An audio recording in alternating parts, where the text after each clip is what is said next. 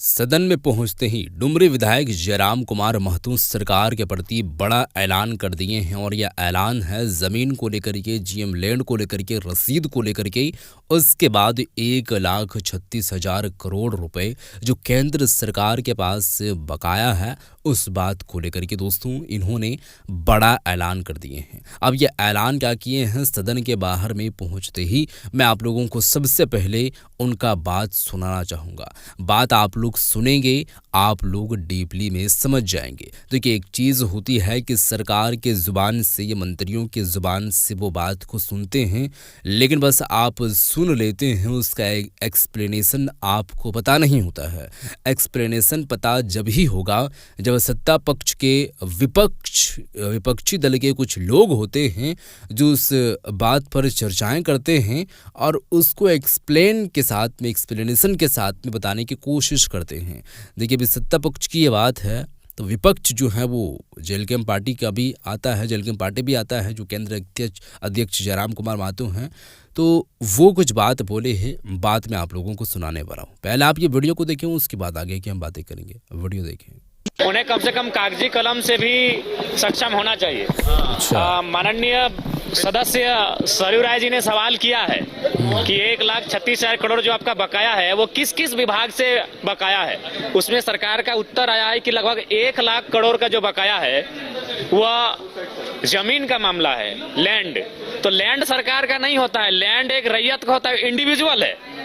यानी इसीलिए हमें लगता है, शायद मैं गलत नहीं हूँ, आज इसीलिए झारखंड राज्य में रैयतों के पक्ष में जीएम लैंड की रसीद नहीं काटी जा रही है, क्योंकि जीएम लैंड की रसीद अगर काटी जाएगी तो माइंस में जो जमीन का अधिग्रहण होता है, और आज जो सरकार 1,36,000 करोड़ का दावा कर रही है वो इंडिविजुअल पैसा है, वो सरकार का भी खजाना नहीं है। ये बहुत बड़ा विषय है, वो इंडिविजुअल है। क्योंकि उसमें उसको आप पढ़िए, माननीय सरयू राय जी ने सवाल किया है, सरकार ने उत्तर दिया है कि उसमें से मैक्सिमम जो पैसा है वो जमीन संबंधित पैसा है, और जमीन सरकार का नहीं, जमीन रैयत का होता है। इसीलिए इस राज्य में जीएम के लैंड का रसीद नहीं काटा जा रहा है, जो कि इस राज्य के लोगों के साथ बहुत बड़ा छल किया जा रहा है। नहीं तो जमीन का रॉयल्टी नहीं, सीधा बात इंडिविजुअल है। जमीन का रॉयल्टी इंडिविजुअल है, क्योंकि अगर जमीन का रसीद कटता और कोई माइंस वहां अधिग्रहण करती तो उस जमीन का रॉयल्टी मिलता, लेकिन किसे मिलता? रैयत को मिलता। तो ठीक है, उसके बाद अगर ठीक है, अभी मान के चलिए अगर रैयत को ना मिल रहा है तो सरकार को अगर मिल रहा है, तो सरकार अगर निर्णय ले रही है तो हमें लगता है सरकार केवल कह रही है। जब एक विधायक होने के नाते हम उनका समर्थन करते हुए कहें कि चलिए कल से कोयला बंद करते हैं, धरने पर बैठते हैं, तो उनके वो मुख्यमंत्री अटपटा बयान देते हैं। यानी वो संवेदनशील नहीं है, वो गंभीर नहीं है इस राज्य को लेकर। अगर गंभीर होते तो उनको खुद कहना चाहिए था कि हम सरकार होने के नाते विपक्ष के लोगों से भी आह्वान करते हैं कि इस विषय में हमारा सहयोग किया जाए, ताकि सरकार के खजाने में उतनी बड़ी राशि आए जिससे राज्य का बेहतर हो सके। सही बात। वो कहते हैं, वो जब धनबाद जाते हैं तो धनबाद जैसा बात करते हैं, गिरिडीह जाते हैं तो गिरिडीह से बात करते हैं, और फिर रांची आते हैं तो माननीय बन के आराम से ठाट बाट करते हैं। धन्यवाद। बिल्कुल राजनीतिक विषय है, ये राजनीतिक मुद्दा ही है।